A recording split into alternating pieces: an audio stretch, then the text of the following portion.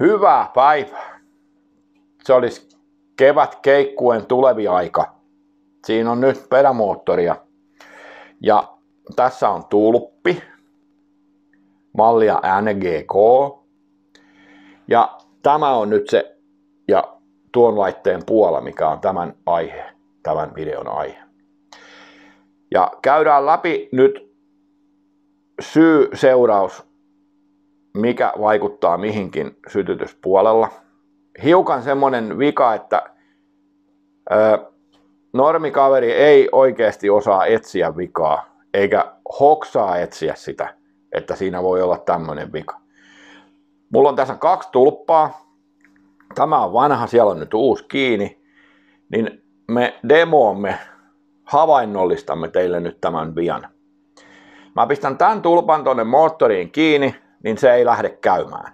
Mä pistän sinne uuden tulpan, niin se lähtee käymään. Molemmissa tulee komea kipinä, kun pyöritetään niitä ja katsotaan.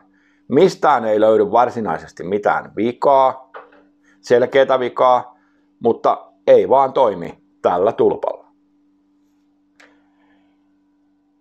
Sitten otetaan koppa auki. Minä kerron vähän tässä alustan asiaa.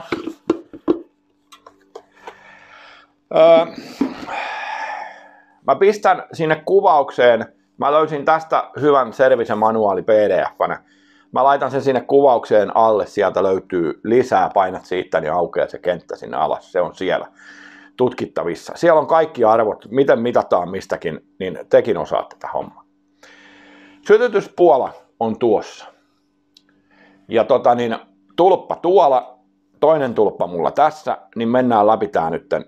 Otetaan lähikuvia ja ruvetaan tutkimaan. No niin. Nyt oltais tämän äärellä. Mulla on täällä valmiiksi tämmösiä, ei tarvi olla tämmösiä, mutta mä käytän nyt näitä. Että mun ei tarvi pidellä niitä kiinnoita piuhoja ja katsotaan, pistetään toi mittarikin tohon. Ja sitten yksi apuväline. Niin lämpöpuhallin, tämmönen auton sisätilan lämmitin. Nyt joku jo hoksaakin, että mitä tehdään. Hiusten kuivaaja, kuumailmapuhallin, vähän raju, olkaa varovaisia. Ei tarvi kuin muutaman asteen lämpötilamuutoksia saada aikaiseksi. Ja nyt puhutaan siis sytytyspuolasta. Ja jos nyt oikein muistan, niin 0,17-0,25 on ensiopuoli. Ja toisiopuoli oli 2,5-3 jotain. 3,8 kohan se oli.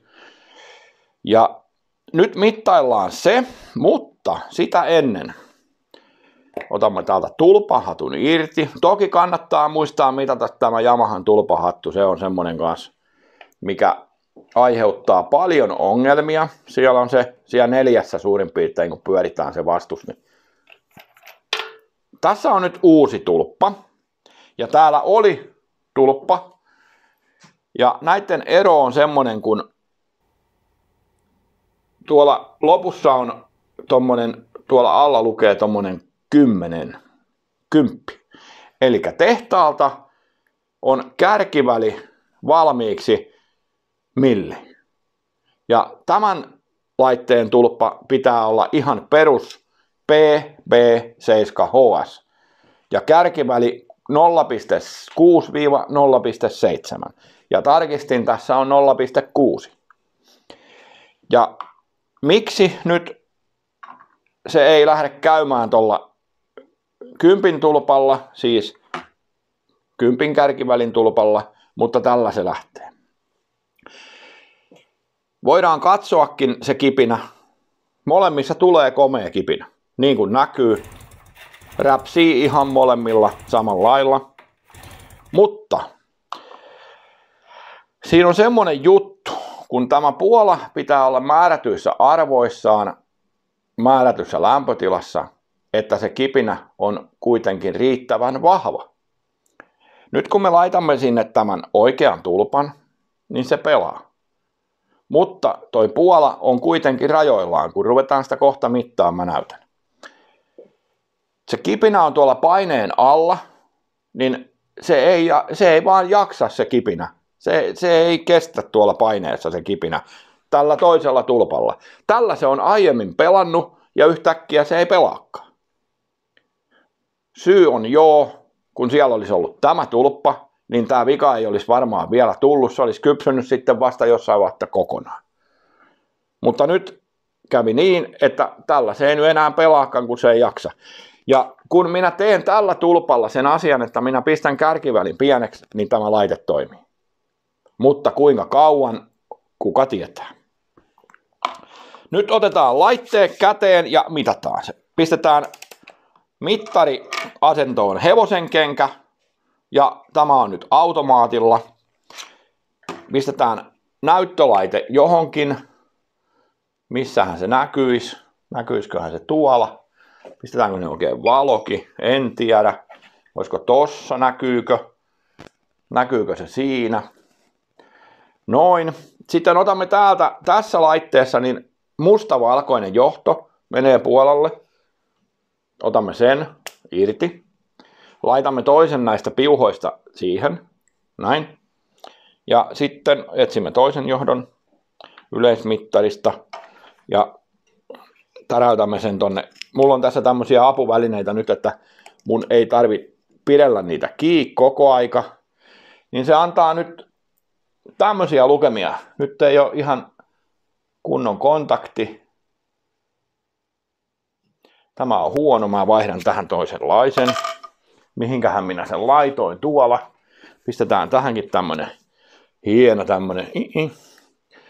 Niin koitetaan, jos me saatais oikein hyvä kontakti nyt jostain. Tämä on välillä vähän tämmöistä. Tarvitsisi saada se semmoinen se kontakti, että se on sitten varmasti hyvä. Ei. Tarvitsisi saada se tonne oikein. Pieni hetki, minä joudun nyt vähän tekemään taikoja. Siinä sain sen nyt viritettyä noin.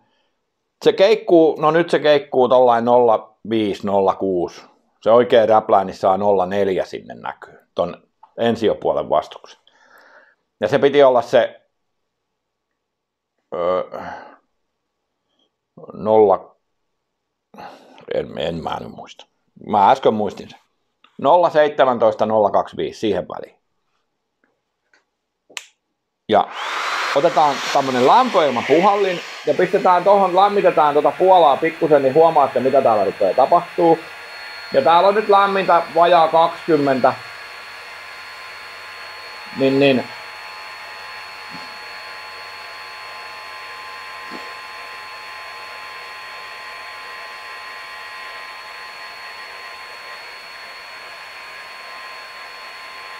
Siellä rupeaa heti lukemat muuttuu.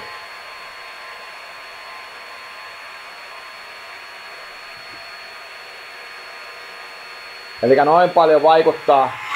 Käy jo nollaan menee. Noin. Nyt siellä on vastus vähän muuttunut. Sammutetaan tämä kone. Sitten otamme tulpinhatun irti.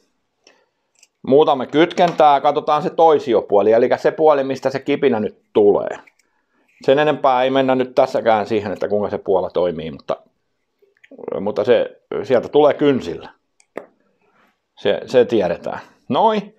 Nyt me tarvii taas vaihtaa piuha. Kyllä. Tää on tällaista piuhan vaihtelua. Nyt mä tarvin piikkimallin piuhan. Kun ei ole taas noihin piuhoihin. On tällaista säätämistä näiden piuhojen kanssa. Noin. Ja pistetään se tänne. Niin nyt meille tulee sitten se toisen puolen arvo. Ja tämä piti olla 2,5-3,7, kohan se nyt oli. Minä pistän ne sinne kyllä ne tarkat arvot sinne. Käännä vähän. Mitä mä käännän?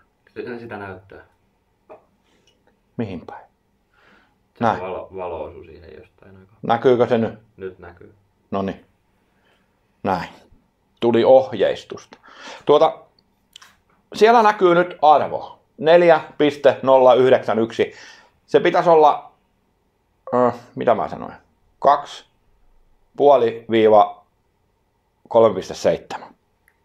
Siellä on nyt 4. Eli se on nyt jo metsässä. Niin ruvetaan lämmittämään taas. Se on nyt, ei ollut ihan kauheasti lämmennyt äsken vielä, mutta nyt lämmitetään sitä, niin katsotaan mitä tälle arvolle nyt tapahtuu. Kattokaa. Ja jos 3,7 on niin kuin yläpää siellä, missä haarukassa pitäisi arvojen olla, niin nyt näin käy näin. Eli täällä menee niin kuin kaikki arvot saman tien mettään. Ja tää on nyt semmonen asia, mikä monelta jää hoksaamatta, kun ne räplää sitä ja ihmettelee, että joo, kun tää Puola antaa, kyllä täältä tulee. Ja tulee kipinä. Ja arvo, joo, se on nyt ne arvot on tossa. Se on ilmoitettu service manuaalissa, siis huoltokirjassa, korjauskirjassa, valmistajan toimesta, että missä arvossa ja missä lämpötilassa mennään. Taikka missä lämpötilassa ne arvot pitää olla jossain välillä, se haarukka. Niin Puola ei pelaa enää ihan niin kuin pitäisi. Ja nyt kun me otamme vehkeet irti ja pistämme sinne tuon tulpan, ton mikä sinne kuuluu, Yamahassa se lukee jossain aina, täällä on tarra, mikä tulppa siihen kuuluu. Se on aina ilmoitettu. Kyllä se muissakin, monessa muussakin vehkeessä, mutta Jammu on ollut siinä oikein viksu. Se on aina pistänyt tarran sinne, että tämä laite syö tällaisia tulppia. Ja semmonen asia vielä tulpista, mitä en ole ehkä liikaa muistanut taikka tarpeeksi korostaa ja mainita asiasta. Että kun se käyntiinlähtö on huonoa, tai se kone kiukuttelee jotain ja ne tulpat kastuu, niin heittäkää niillä tulpilla kuikkaa ja uudet tilalle. Ne tulpat ei tykkää siitä, kun ne kastuu. Se voi olla kerta ja sieltä on yksi tulppa pimeänä, aina jos se kastelee itsensä. On ne varatulpat siellä, onhan mukana. Ja heti se pimentynyt tulppa mäkeen ja jättää vaan sinne 1, 2, 16 varatulppaa vanhaa käytettyä, mikä varmasti toimii. Rikkinäinen tulppaa huono varalla. Mutta tämmönen tulppa Puola asia, se vaihdetaan. Toki sillä voi nyt tällä tulpalla ajaa. Voidaan tehdä vielä tähän semmonen, mä lyön tän nippuun, niin mä näytän. Lähteekö se käymään ja eikö se lähtee ja millä se lähtee käymään. Mä näytän sen. 10 tulppa. Näin. Sen verran se tekee. Eikö ole mielenkiintoinen? Äkkiä ajattelisi, että nyt siinä on joku vika oikein. Ampu putkessa kuin Harley Davidson konsanaan. Muistan, tuli heti taas tarina mieleen. Meillä oli sellainen sodan ajoilta semmonen Harrikan, se 7-puolikas, onko se nyt lättäpää sitten? Joo. Ja se kunnostettiin, se oli vanha lähettipyörä sodan ajoilta, ihan Suomen armeijan käytössä ollut. Sitten fiksattiin, otettiin tuolta ravintolan seinältä pois ja lyötiin se kulkuun. Ja silloin oli kiva ajaa esimerkiksi asematunneliin, kun siinä oli sytytyksen säätö oli toisessa kahvassa ja toisessa kaasu, niin pisti vähän myöhäiselle ja konejarrutus siihen asematunneliin. Ihmiset nautti. Se ampui kans oikein ja huolella. Noin, kylläpäs siellä oli bensiiniä. Nyt siellä on se toinen tulppa. Voi olla, ettei lähde käymään tälläkään kun kasteli, mutta... Noin.